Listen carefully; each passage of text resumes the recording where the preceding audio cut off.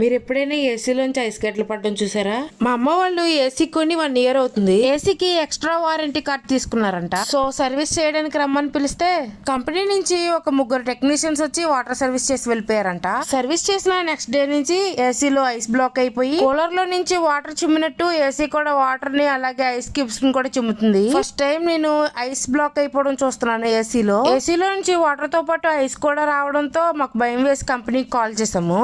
నా జీవితంలో నేను ఒక్కసారి కూడా వడగళ్ళ వర్షం చూడలేదు. అలాంటిది డైరెక్ట్ గా ఏసీలో నుంచి ఐస్ గడ్డలు పడతా ఉంటే భయం వేసింది. అందుకే ఇమీడియట్ గా ఏసీని ఆఫ్ చేసాం. అయినా సరే ఒక ½ అన్ అవర్ పాటు వాటర్ లీక్ అవుతూనే ఉంది.